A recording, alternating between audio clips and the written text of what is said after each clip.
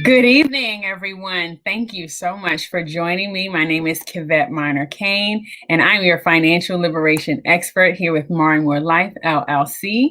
And tonight we are again sharing Mindful Money Moment, where we take an opportunity to understand how our emotions affect our money management so that we're able to make better decisions and to create better experiences, including concerning our quality of life. By managing our money optimally and being able to put ourselves in the best position possible for the future. And so this evening, I actually have two amazing ladies here with me again for Women's History Month. This is another opportunity for us to celebrate, and we are going to celebrate worldwide because I've got with me Mimi Anane-Appiah, who is a financial advisor in Ghana. And then we also have Tiffany Burroughs, who is right here in Peachey County in Maryland, USA, with me. And she's going to be our wellness advocate. She's going to be sharing some tips and strategies for how we can manage our stress and keep our mindfulness so that when we go to manage our money, we have a clear mind. We have an objective that we can move forward with peacefully and hopefully with ease. We can manage our money and be able to accomplish our goals, because that's it, overall. We want to make sure that we're doing what's right, and it starts with emotional intelligence, being conscious of our thoughts and how they trigger or affect our feelings, and then moving into our financial education, where our financial literacy is absolutely pertinent. And of course, then moving on with those two factors, we're able to accomplish what's called self-sufficiency. Self-sufficiency means that we're able to provide for ourselves independently, so that we're not dependent on someone else. We don't have to ask somebody to give us money, but we're able to earn it. And then we're able to have our money even work for us so that it will continue to grow so that we can provide for our basic needs and then a little extra. So I'm going to bring those ladies on in with me. First, I'd like to welcome in Mimi, and then of course Tiffany. So welcome, ladies. Thank you so much for being here. And we're just going to start off with Tiffany because she's our wellness advocate. She works with a company called doTERRA, and she specializes in essential oils. And she's actually provided the service for me, and it's been absolutely fabulous. I have been able to, reap many benefits. And so I wanted to bring her on today because I know how essential this wellness opportunity is for us. And so she's going to share some tips with us about that.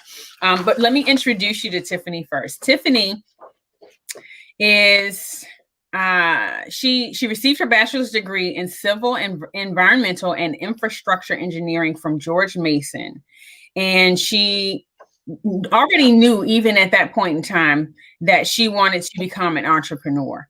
And so she's always had that thirst for knowledge, and being an avid reader since she was a teenager, she was interested in health and wellness specifically. So her interest was piqued because she actually has an autoimmune disease that caused her to do a lot of research and to find holistic and natural ways to remedy her symptoms and ailments. And so here, once she realized the impact some of the medications could have on her body, then she set out on a journey to reduce the toxicity. And so in 2014, she was introduced to essential oils, and it was no surprise that she fell in love with them. So soon after, she decided to educate any and everyone who would listen to her, and that is why she is here with us this evening. So welcome, Tiffany, to the show. Okay. Thanks for having me. You're welcome. It's my pleasure. And so then we also have Mimi, and Mimi works as a financial planner with Access Pension Trust in Ghana, Africa. And she's also the founder of Ladies Taking Charge. So this is an initiative to help women in Ghana work towards financial independence through financial literacy and personal development, which are absolutely key. Now, she is also the founder of the Money Convos Club on Clubhouse. So if you're on Clubhouse, you can join us there, join her club as well. And a platform, and this is obviously a platform where she's going to be discussing wealth creation, management, and protection. So she is a financial literacy advocate and believes in women's empowerment. And that is why she is here to talk with us about money. So we're talking about women, wellness, and wealth worldwide. Because over this past year, we have been through an experience that we've never had before. We have seen COVID-19 come in and sweep the entire globe with a storm, an almost invisible storm, except that we are able to see the devastation left behind it by the many lives lost and the devastated families. Our incomes have been affected. Obviously, our finances and economics have been affected. And so we're looking at tonight, how are we worldwide as a family, as women worldwide, as sisters all over the globe, able to relate to one another and support one another by being not only well, but by continuing to put into activity the tools and the resources that we need to grow and to maintain our wealth. Okay, so let's hear from Tiffany, what she'd like to introduce us with her wellness advocacy. So Tiffany, what are you doing today with wellness advocacy? Sure. So one thing that I'm sure Mimi will probably talk more about, the financial piece of it, is what I enjoy about working with doTERRA is that I also offer an opportunity. So women or whomever that's out there that is looking for multiple streams of income, which I think is very important, given the pandemic situation, that's something that I'm able to offer to them through the doTERRA opportunity. So that's one thing that I like to highlight as well. But as it relates to specifically wellness, emotional, mental, physical wellness, I actually enjoy teaching people about how they can use essential oils to just improve their health, whatever the area might be. Specifically for mental health, that's really important right now. At a time where we're isolated and we can't, get out and be around family and friends, having a stress management regimen is really important. That's, incorporates things like exercise, mindfulness, using essential oils to help relax and calm. So that's something that I think is really critical. And it's definitely been something that I've been keying in on with my customers and with myself. Specifically too, because we're doing a lot of teleworking now. And so I find it's very easy to transfer that work stress into, I just, I'm at home now and that stress is still following me. So it's very important to have mechanisms and systems in place so that you're not taking that work stress home with you. Absolutely. Absolutely. So what do you recommend that the ladies who are watching this show, how can they create an environment that would be less stressful for them as they, kind of incorporate their working from home and then get to a point where maybe they stop their work and they have an opportunity to now, separate into family life? What would you recommend for them? So a number of big things. Like I said, exercise is really huge for me, especially now that the weather is changing. I love just going out for a walk after work, just to kind of help me decompress and relax and kind of shift from work Tiffany to, home Tiffany. Definitely like to use my oils throughout the day, whether it's using, diffusing them or applying them topically. I have ones that I use in the morning to kind of just like, jump shot my brain and get it going. And then I have ones that I use throughout the day when I'm just feeling stressed and overwhelmed. So just having a regimen of certain oils for when you're having certain feelings and being consistent when using those would definitely be important. And then just doing things, that help you relax, whether it's drinking tea or reading a book or just making sure that they have, especially now, good sleeping regimens as well. People don't really realize how important that is. But making sure you're getting that 7 to 8 hours is really huge because when we're not getting that and our body isn't able to use that time at night to, replenish and rejuvenate yourself, you're kind of missing out. And then it just leads into, other issues, overproduction of stress hormones, high cortisol levels, which kind of snowball into eating disorders. And it just can snowball very quickly. So making sure that you're getting enough sleep, building up your immune system is really important as well. And so that can be impacted again by stress levels, making sure you're getting your vitamin D, your vitamin C, making sure all of those things are in place as well, and that you have a healthy diet, because of course that's going to impact your gut health, which also again could impact your hormone level. So it's amazing how all of it's connected. But your brain plays a huge part, and your gut, which we call is like the second brain, also plays a huge part. So making sure those things are balanced is a good place to start. Absolutely. So we want to make sure that from head to toe, we are being mindful of caring for ourselves. I have a mantra that I repeat. And for me, it just reminds me of what I need to do in order to maintain my stability. And so it is self-love, self-care, self-worth, self-first. And the reason I say that is because I have to remind myself, and as many women do, we have to remind ourselves that we have to take care of ourselves first. If we don't take care of ourselves, we're not going to be able to take care of anyone else. It's very similar to, I use the illustration of the airplane, and everybody knows that, putting that mask on first. It is so essential that we put our mask on first so that we don't risk our lives in the effort of, supporting others, and not be able to do either one, because if we're down and out, then we're not able to support others the way that we maybe could. It's interesting. We're having this conversation because we were having one similar at my job where we were just in celebration of Women's Month. And we were talking about just different people's experience with being mothers, and full-time working, and just the pressure and the expectation. I'm not a mother, so I don't necessarily, run into that issue, but making time for yourself is really hard when you're working a full-time job, you have your normal at-home duties, and you're trying to watch your kid as they homeschool or, do other activities, and they're there with you full time. So like you said, making that time out for you is even more critical now, because there's just additional pressure and requirements, expectations for women. Absolutely. There's a lot of pressure on us that has been compiled and maybe compounded over the last year, especially if we haven't taken a time to be mindful of it, to be conscious of it. It's just simply the awareness. It makes a big difference, because if we are aware of the stress that we are carrying, then we will be aware to take a moment so that we can kind of sit back, take a deep breath, be able to manage it. Maybe we need to write down, our task or responsibility so we can see them in front of us and not be overwhelmed by those things, but be able to overcome the challenges that come to us.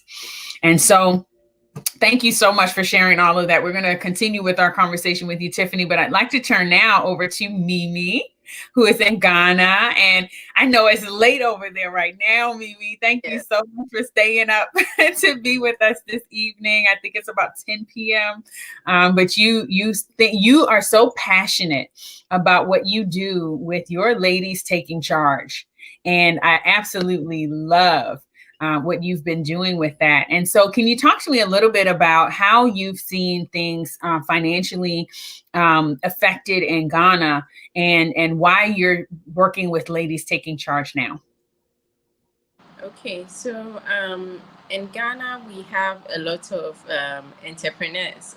As I mentioned to you the other time, we are the third largest, we are the country with the third largest number of female entrepreneurs. So we have a lot of women, going out there doing their thing to bring some money in. But a lot of this is on a very small scale.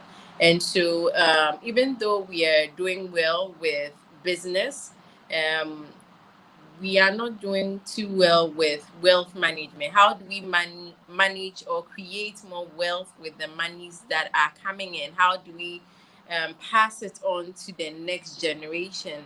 And also culturally, we tend to rely on men for our finances. And so you tend to find out that a lot of women may not necessarily be very deliberate or even take risk when it comes to their finances, because we tend to fall back on the men a lot. And unfortunately in life, there are risks. You can't totally fall back on a man. Even if he is there, anything could happen that could affect his resources. And if you're still together, you would need to, be able to provide some support or some buffer. And so I believe that as women, it's important, no matter where we find ourselves, whether you are single, you are married, or you have a family, there's a need to take your financial life more seriously, because once you have the money, once you're able to create wealth, you're able to help your family, and you're also able to help the community. There's some statistics or some information by the OECD that says that when women are wealthy, they tend to help their community and their family a lot. So it's not something that we just keep to ourselves, but others are blessed because we are wealthy. And if we are not working towards wealth, these people are also going to be affected. So it's a reason why I'm very passionate about it, because we are very, laissez-faire when it comes to creating wealth. And, generally, not even just women, generally, we don't like to talk about our money. I think it's a very sensitive, topic. And especially here, you don't tell anyone your salary, you don't tell anyone anything. Most people seek advice when it's too late, when things are really bad, and that's when they seek advice. So it's a general issue, but it's become worse with women, because generally we are not really expected to be, let me say, wise financially, because someone else is expected, to carry that burden. So that's the reason why I'm passionate about what I do, because I believe as women, we have something to add. We have some value to add. And if we are doing what we are doing and we are doing it well, the family will be better. The community will be better. Yeah, absolutely. There's something that I strongly believe in, and that is that women run the world because we gave birth to all of its leaders.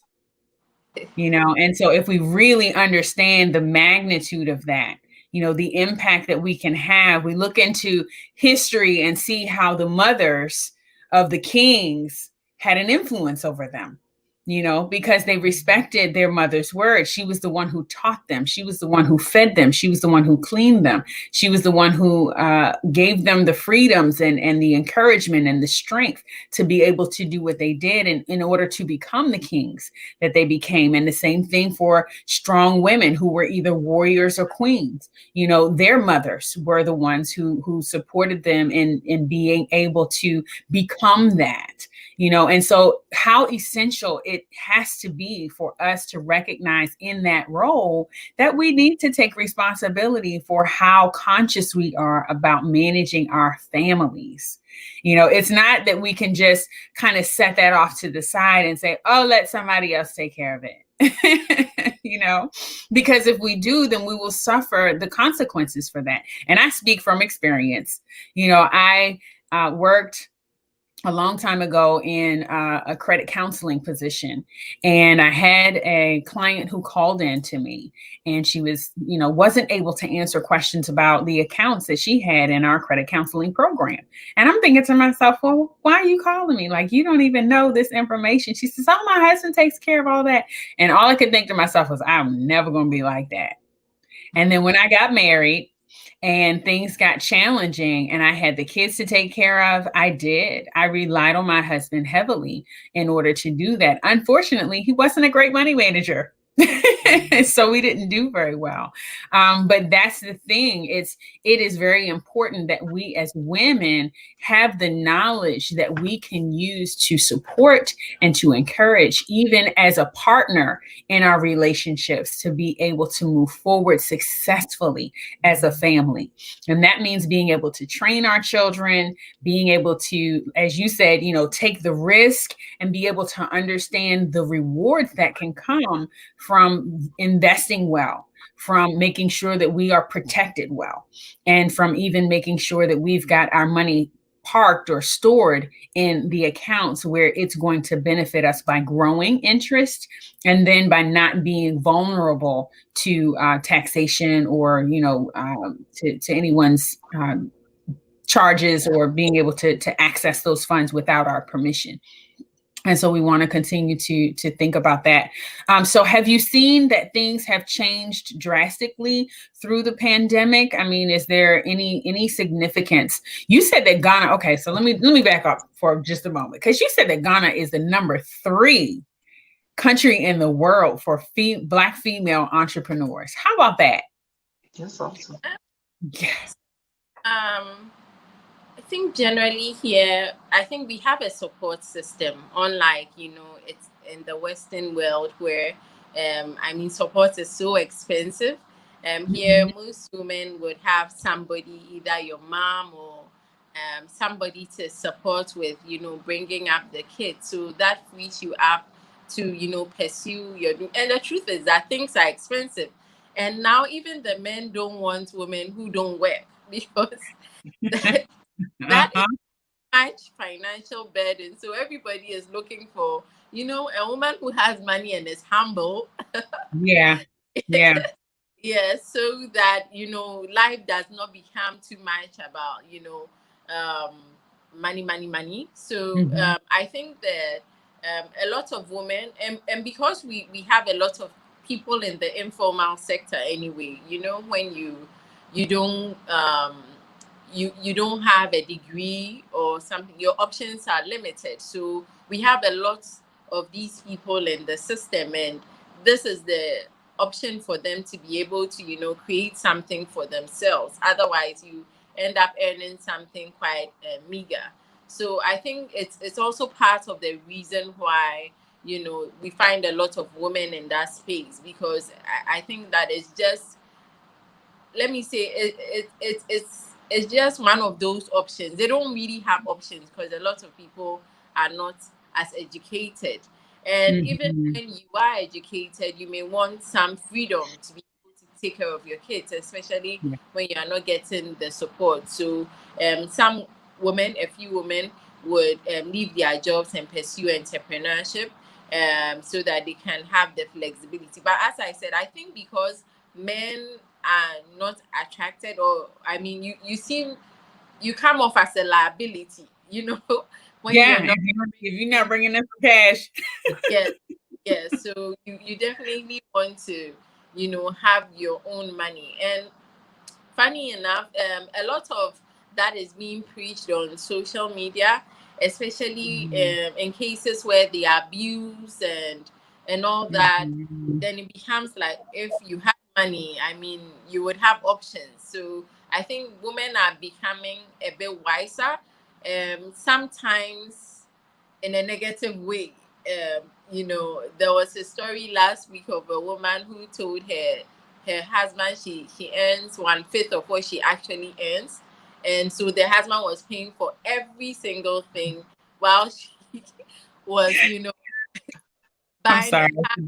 buying family out, and he found out, and things don't look too good. So I think that it's also as a result of some of these, stories we hear on social media, and people are not able to, manage the information too well and overdo it. And then it comes with it, bad side too. Yeah. Yeah, well, we're certainly not advocating for, lying to your partner. When you get into a relationship, you want to be in a relationship where you feel like you can be open and honest with your partnership, and that you'll both contribute, equally. And what I advocate for in that scenario is, a lot of times people will feel like, getting into a relationship, it's got to be 50-50. And I feel like, well, if you're going in 50-50, it's never going to work, because you got to come in 100-100. You got to be a whole man and a whole woman in order to have a whole relationship.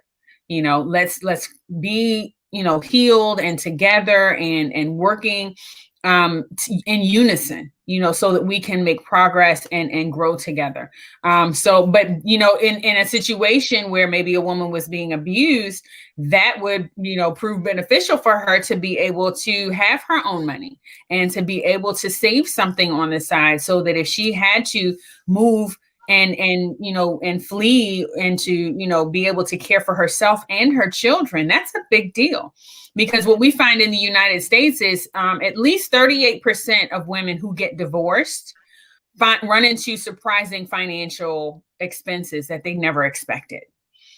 Some women who are filing for divorce don't even expect that they will have to return to work because of the lifestyle that they lived, but they find that they're not able to support themselves just on, whatever monies their husband would pay to them in that process. And so we need to, as women, be more conscious of how are we funding our futures, because the thing is, we can't just get to, the age of retirement and say, well, we're expecting somebody else to hand us a check, and give us the money.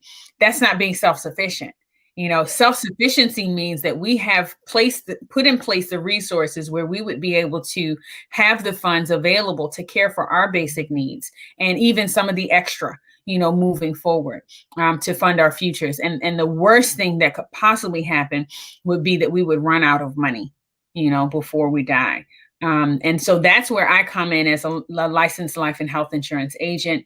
I work with, women to make sure that we're able to put in place some retirement plans, that we're able to look at their budgets, their financial plans, making sure their credit is intact, so that if, they have to make some decisions on their own, whether they're doing it for the family or they're doing it for a business, then they will be able to leverage their credit and their resources to be successful in that endeavor. And so it's absolutely essential. And so we see the same thing over in Ghana, where women want to be able to have more flexibility in caring for their kids. We've seen that the pandemic has really brought us to a level where we understand that working from home is more beneficial, not only for the individual, but also for the companies, because it lowers the expenses. We don't have to travel back and forth to work every day. A lot of people have lost a lot of time in that commute. And so now they've got more time with their families, or even if they can take it, they've got more time for themselves. So Tiffany, I know we talked about that wellness time and being able to do some self-care. I know for myself personally, I love taking those first few hours in the morning to do my exercise, to do my journaling, to take some time for meditation. And I turn on my diffuser with the essential oils. And it gives me a nice calming fragrance in the air. It helps to create some humidity so that, everything is kind of soft and not dry, but it's soothing, and it helps me to really find the relaxation that I need to gain that mindfulness so that I can be clear and to move forward with my goals and objectives and be able to accomplish those goals. So that's very significant. So what scents do you recommend that someone might use, in order to create a calming effect in their environment? So specifically while you were talking, the first oil that came to mind would be frankincense. It's actually known to be very grounding. It's more of a woody scent. Most woody essential oils are very grounding and calming. So that's one that is really good for that in the morning. It's grounding, but not like making you go to sleep type of grounding. And then also it's known for spiritual awakeness. So a lot of people like to diffuse that while they're doing a yoga or a meditation or mindfulness type practices. So it's very, common in the yoga world. And then for some people, they might like a lavender. Lavender puts me to sleep, so I wouldn't necessarily diffuse that in the morning. But some people do like a floral oil. Those are very calming as well. And then another oil that I like to use personally in the morning is rose. It's one of the more pricey oils, but it is awesome. It is actually the oil that resonates on the highest frequency. So when you're kind of talking about, where you want to resonate when you're kind of getting going in the morning, you want your mind resonating on the highest possible frequency. So I like to use that one. It gives me just like clarity of thought, clarity of mind, so I can just get started with my day in the right way. When I first log on and I see a slew of emails for work, and I'm like, okay, I gotta, kind of focus in. That is one of my favorite oils to use. And then also in the morning, this one isn't necessarily a calming, but it's very good for like focus, is peppermint. So it's one that sometimes I'll diffuse and mix it with the citrus oil to just be uplifting and help me to kind of focus in on whatever project that I'm working on. So those are some of the scents that I like to diffuse or use in the morning time. Okay, awesome. Awesome. That sounds amazing. I know there was one that you shared with me that was called Balance. Yes, yeah. Balance is actually a blend that's specific to doTERRA. So doTERRA has your general oils, your lemon, lavender, peppermint, frankincense, those type of things. And then they also have specific blends that they created. And so Balance is actually the grounding blend, and it's based off of frankincense. So it still has that frankincense grounding effect in it. So sometimes I'll use that one in the morning or throughout the day when I'm kind of feeling overwhelmed. And then, like I said, I have to transition from work into business, Tiffany. So it's a lot going on there. So Balance is a great one that I use for that effect as well. Yeah, I know. You do a thorough evaluation. I know in our conversation, we talked about some physical ailments, if there were any mental or emotional issues. And I know during that time, I was experiencing some anxiety and a little bit of depression.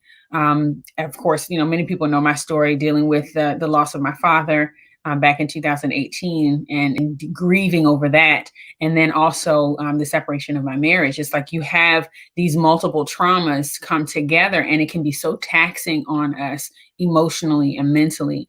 And I can only imagine, how many women are dealing with similar situations to that, especially under COVID-19.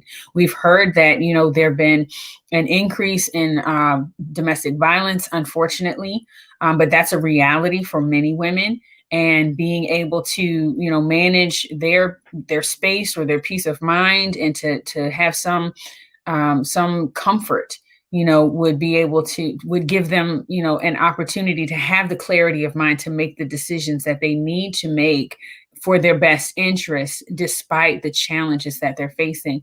And those challenges can cause us to be very foggy. It can be overwhelming, and especially if there's depression in that scenario, where she may just feel lethargic and not want to actually, get out to do anything, or even those women who have lost their jobs and had to, pivot in what they're doing. Some businesses have shut down completely, so we've got business owners around the world, women business owners who have lost so much that they had invested in. And then now they've got to make the adjustment to turn around. It's, taking the time to really sit and clear our minds that helps us to be able to manage the financial challenges that can come from that, and even to be able to see the opportunities. So how do you feel? Yeah, definitely. I agree. And I think the grieving process looks different for everybody. And so it's just important to surround yourself with people who are positive and uplifting and empowering you and allowing you to kind of go through that process. Because as humans, sometimes we'll like suppress feelings and kind of not really allow ourselves to go through that process. And so then that just kind of has a rebound effect on other things in our life. So I think that's really important when you're going through the grief process, like you said, and just allowing yourself to feel what you're going through. And so doTERRA actually even has a console oil that they specifically formulated for someone going through the grieving process. They also have an oil called Adaptive that they actually came out with shortly before COVID happened. And so I was like, that was the perfect timing. They read the tea leaves on that one, but it's actually formulated to help you get from being off edge. So like if you're feeling on edge and anxious and you're kind of scatterbrained, they actually came up with an adaptive system. It's a regular oil, a roller oil, and supplements to kind of help support anybody who is feeling anxious and just kind of on edge and having trouble just adapting to their life. And I was like, well, that was perfect, because we all had to adapt to a new normal, right? And so that was definitely an oil that I kind of incorporated into my regimen as well. So definitely, like you mentioned earlier, love when I'm speaking with people to kind of get down to like, what are your health goals? What are things that are, you want to improve, or things you want to see progress in that you haven't been able to? Let's talk about them. And then that way I can kind of cater which oils might be best for you based on that. And then I like also to interact with the customers after that, like, hey, what are you seeing in this particular area?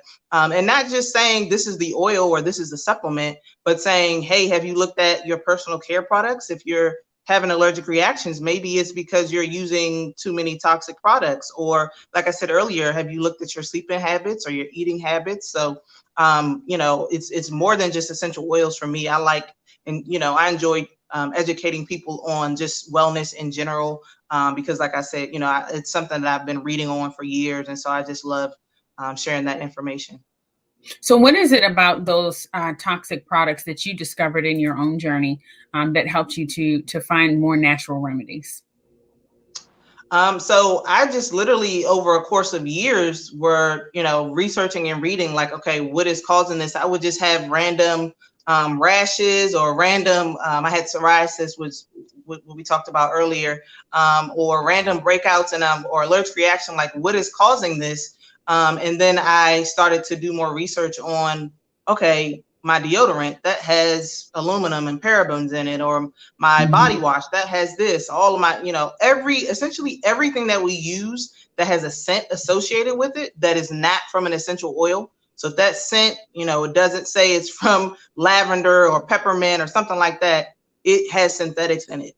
And so once I discovered that, I said, okay, well, I can at least start with eliminating those things from my daily regimen. And that was, one of the first steps, looking at the type of foods that I was eating as well. And it's a lifelong journey of just seeing how your body responds. But I felt like eliminating toxins from my day-to-day personal care products was just too easy. So I said, once I knew about it, I couldn't go back to the same old products that I knew were potentially causing harm to my body. So to me, that's an easy fix. It's one I bring up with everybody. Hey, let's take a look at your medicine cabinet and see what products you're using that could be causing some of these other issues. Yeah, absolutely. It requires us to be very conscious and to do the work, and just like Mimi was talking about earlier, sometimes we as women want to say, oh, we have so much work, can I just leave this to somebody else? Let the man handle, these things. But really, what I found even for myself is that it is truly about us taking responsibility for ourselves in every way, in every sense, and not even giving ourselves, I guess, the leisure to say, you know what, I'm just going to rest on that. I'll let somebody else handle it, especially if it's in a critical area, which would be our health and wellness, as well as our money management. Those are the two most critical areas of our lives, in order to maintain our stability and our forward progress. So we want to be conscious about those things. We want to make sure that we're looking for the resources, that we're doing the research in order to find the answers to the questions, because that's absolutely, absolutely essential for us to be able to thrive, and not just be in a position where we're surviving, because that's a challenge in itself. Just surviving is a very difficult place to be, I would say. I definitely agree with that. And I'm always one to tell people, research it for yourself. But like you said earlier, taking ownership. I guess in our culture, I don't know if that's in other countries, but in America, it's kind of like a lot of people just let the doctor do the work for them. Like, well, my doctor said X, Y, and Z, and that's great. But I'm like, well, have you read into this yourself? Like, have you done any self-evaluation to see, well, my body responds this way to this, or if you're just leaving it up to the doctor, I mean, what you just don't know it. Why not learn more about it yourself? So you can say, okay, the doctor says that, it makes sense to me. Or even the doctor says something and it doesn't agree with how my body has been responding. And you can give him that feedback. Like, hey, I've been seeing X, Y, Z going on. And most doctors would appreciate that, that you can give them some type of feedback. So I'm definitely a proponent of reading and researching yourself. Don't just leave it up to the doctor to do all the work. It's your body. So, definitely need to take on ownership. Absolutely, absolutely, and thank you for emphasizing that. So we're going to ask, because we only here in the U.S. we don't know a whole lot about what's going on around the world except for what we read in articles or study. But we've got a resource right here. Hey, Mimi. So tell us, what is going on around the world on that sense. Do you find that in Ghana? That there are women who are not taking as much of an interest in their personal health because they're more concerned about the day-to-day activities, or are they being more conscious of caring for themselves? I would say that increasingly people are becoming more conscious about themselves, and it's a general thing, not just men, women. So, Yeah. Become initially, I mean, after childbirth, you just see someone just put on so much, but now everybody is kind of conscious, about what they're doing. They're trying to exercise. When it comes to diet, we still have a lot of carbohydrates in our diet. I don't know if we'll let that go because we enjoy it a lot. Yeah.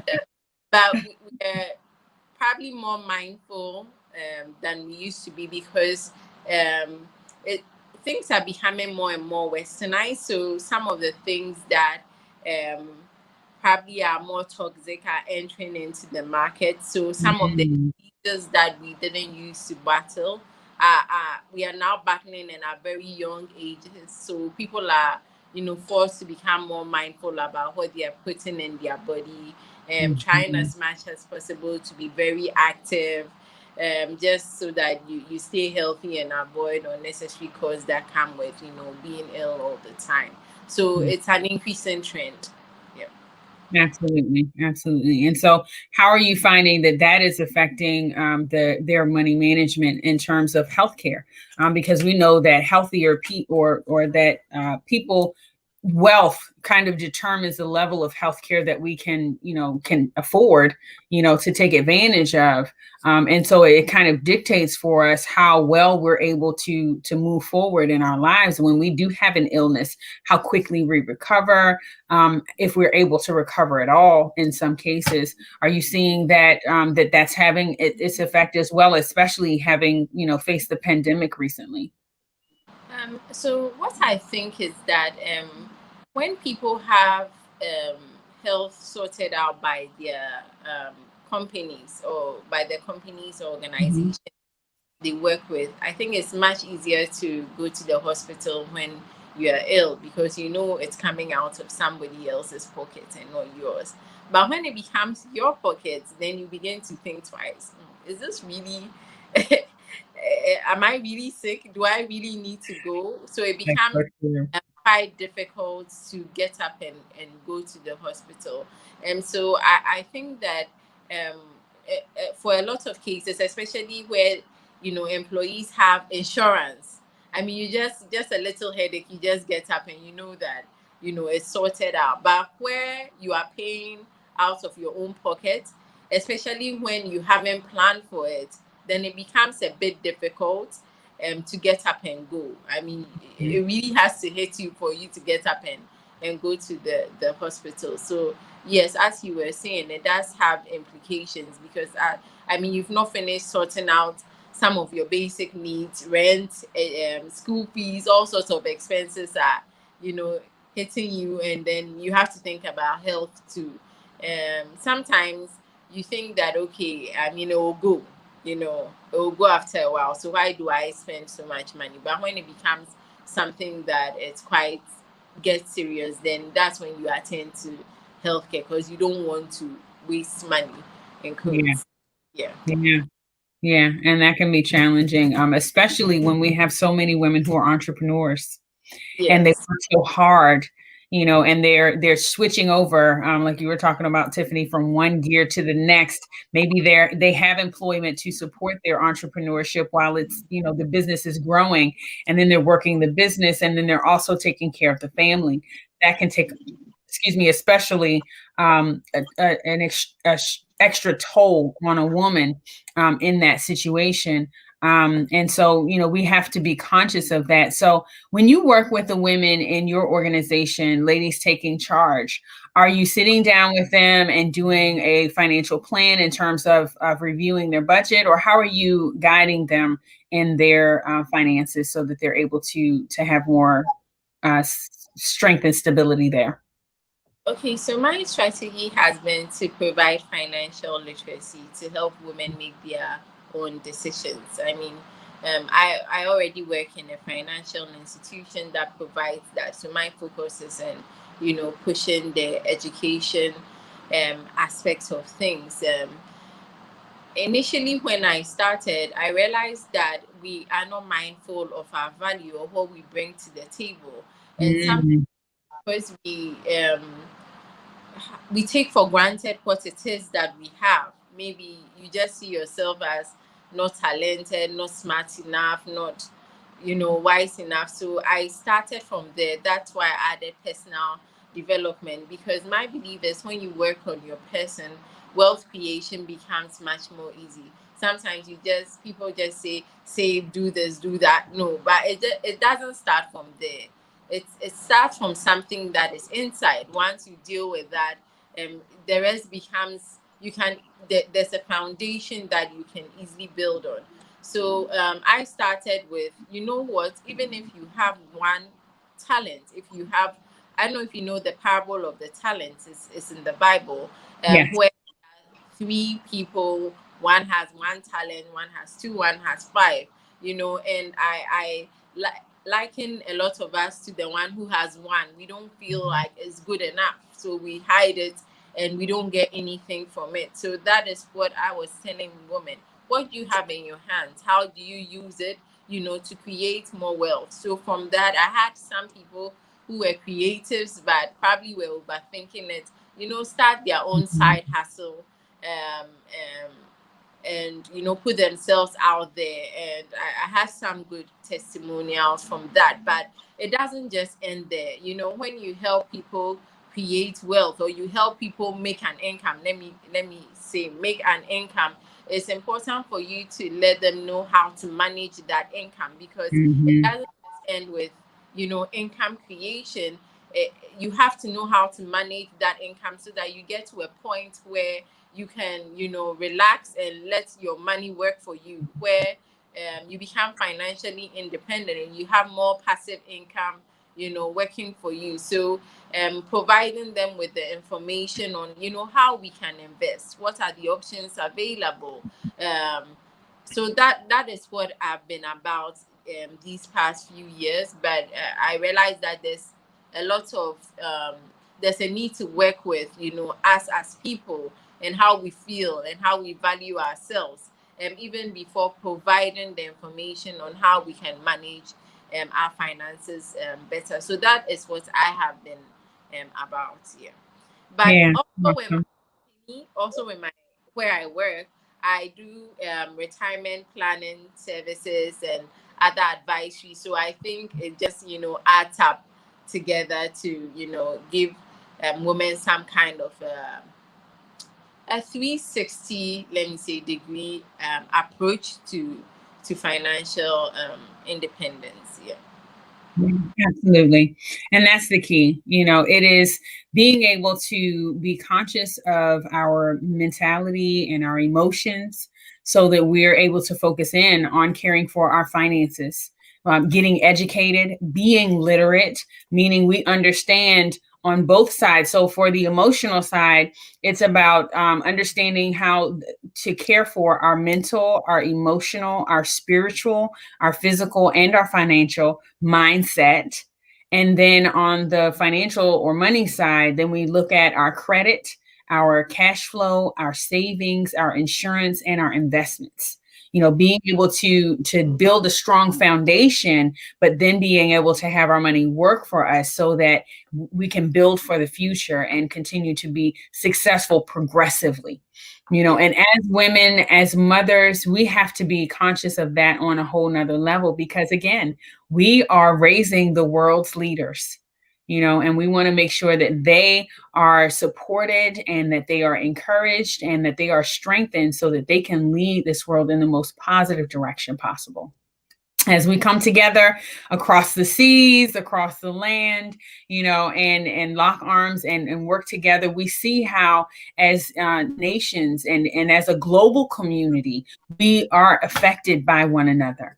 And I think the pandemic has brought that to the consciousness, the forefront, to the surface, more than anything in the past ever has. And so as we move into this time of the future, as we, grow into, being able to care for ourselves on a healthy basis, and then being able to get or regain our stability financially, we want to be able to keep in mind that the goal is to be self-sufficient. And so I know, Tiffany, you offer both sides of the spectrum there with the wellness advocacy through the essential oils, being able to encourage these women to care for themselves and to take out time to be mindfulness, but then also an opportunity for them to increase their income, for them to manage their money properly.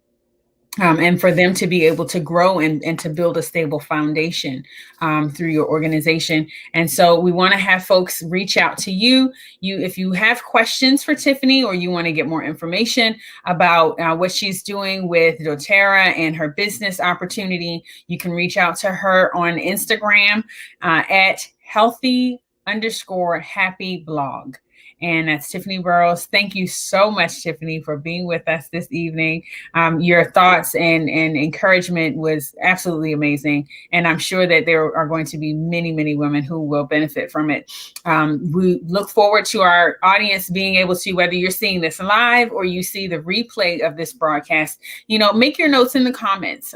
You can also, let us know what you liked, or if you have any questions for future broadcasts, you can send either a direct message to Tiffany, or you can make a comment in the comment section, so that we'll be able to, address that on future broadcasts. And we'll bring Tiffany back at a later time as well. We look forward to that. So thank you so much. Thanks for having me. Absolutely. And then for Mimi, thank you so much for coming, for staying up this extra hour into your sleep time, because you are so passionate about you ladies taking charge, understanding how their finances and the personal development piece is absolutely key towards ensuring that they're able to lay a stable financial foundation. And so Kate, helping them to do that in Ghana, and helping us to recognize how, as we look at our global community, we're not that different. We face the same challenges, of motherhood, of being wives and managing our families. And with you guys, because, the U.S. is #1 with Black women growing in entrepreneurship. And with Ghana now, I didn't even know that. And thank you so much for sharing it. It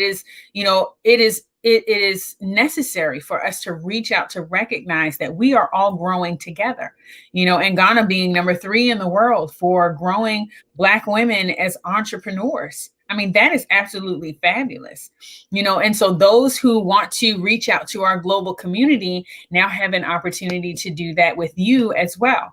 And you all can reach out to Mimi through her Instagram account at Ladies Taking Charge. And, she has opportunities where she's doing financial education. I'm looking forward to working with Mimi and supporting some of that financial education for these ladies, especially since, everything we're doing now is so virtual, and it really brings down the walls, and it really eliminates the borders, and it takes away the challenge to being able to connect.